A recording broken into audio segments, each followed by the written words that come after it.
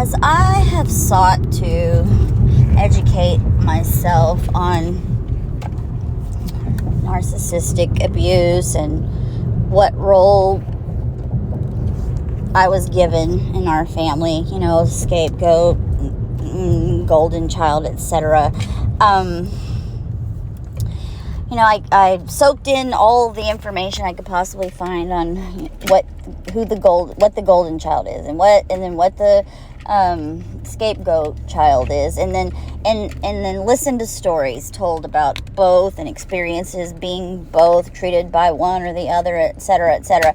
And I kept waiting for a story or a scenario or a situation to surface that was similar to my own growing up and now, because we're not done yet with it all, and nothing. And I kept thinking, well, maybe we're outside the realm of I don't know what I was thinking, but finally, and I guess yesterday, I came across a few pieces of information that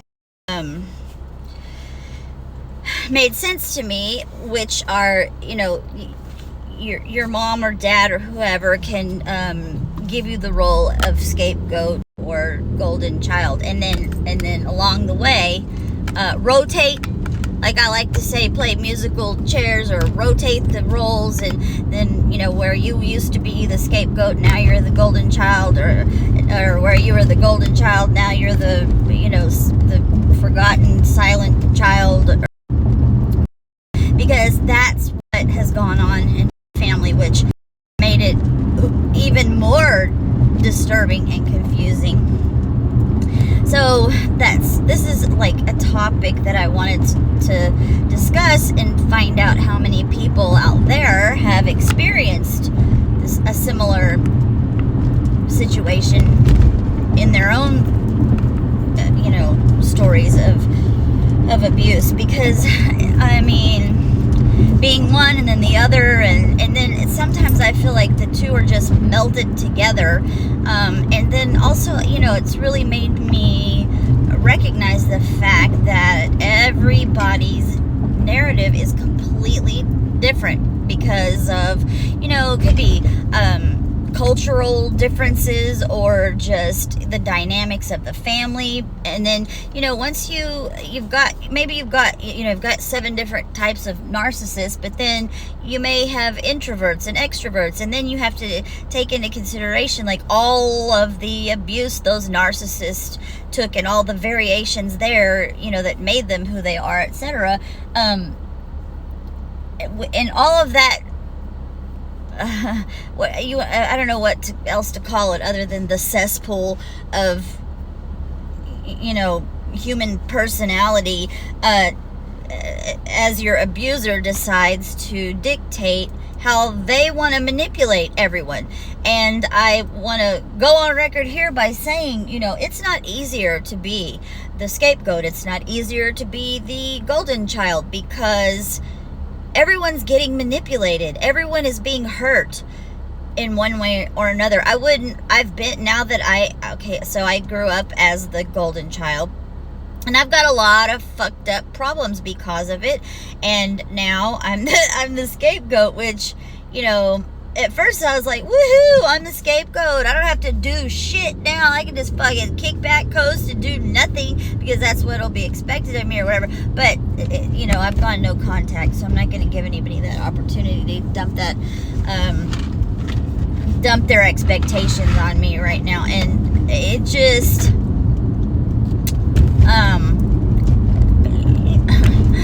being treated as the other, it's just so twisted and dark and evil and confusing and hurtful. Honestly, hurtful. I found myself wondering this morning how anyone, to me, it's just not acceptable for someone who's been abused to turn around and abuse others, because that's what they were, quote unquote taught. That's how they know to do things or whatever. I mean, if someone has hurt you and you know that it hurt because of everything you've gone through, why is it so difficult for people to then stop doing that? I mean, why would you do that to someone else if you know it hurt you when it was done to you? That's what's not making any sense to me. Like, I guess because of myself, maybe I'm an anomaly or something, but I grew up being hurt a lot and abused a lot, but I have stopped that cycle completely. And I've raised my children and parented through love and guidance and, yes, stern, parenting discipline sometimes, but no hitting. And it's all been like I discipline through with love, and I parent with purpose, and I don't want to hurt my children. I don't want their feelings hurt. I don't want, I would never call my kids names. I would never do any of the things that were done to me because it fucking hurt when it was done to me. And furthermore, I don't want to dump all that pain onto children that I love. That just is logical and makes sense. So, I'll be damned if my grandchildren will ever, my children have felt a tinge of all this just because they have to, bear witness to how their granny, who they love, treats me regularly, and they don't like it. They love her. It's confusing for them, so it has touched them a little bit. But because of everything that I'm doing and I've done, my grandchildren will have opportunities to develop emotionally in ways that all the generations prior to them never got. And I can't accept I don't have a bunch of retarded, and I'm not using that word. Retarded means stunted mentally, and that's how I'm using the word. Women in my family that are unable to make that connection of, damn, that hurt. I don't want to hurt someone else by doing that. Like, it just, to me, and maybe it's because I was conditioned as a scapegoat, as a golden child, and I am a perfectionist, unfortunately.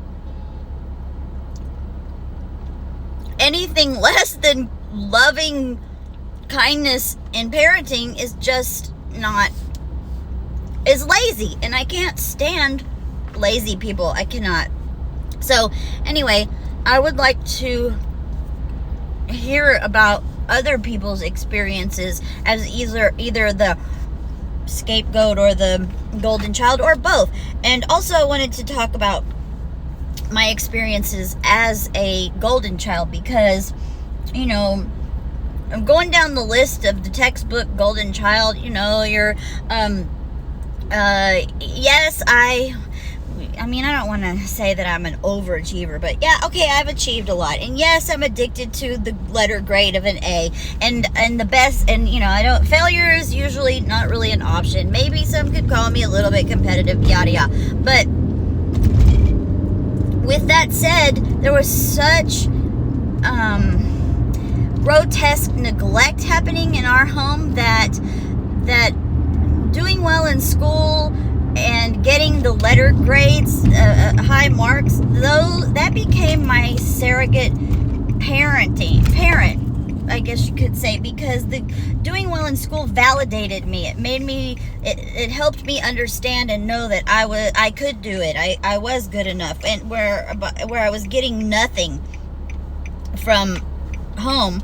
And so, and then, immersing myself in school activities and becoming a cheerleader and being in this club and that club and blah, blah, blah, blah, working all the time. Anything I could do to stay away from my house, which, didn't have running water or electricity most of the time anyway.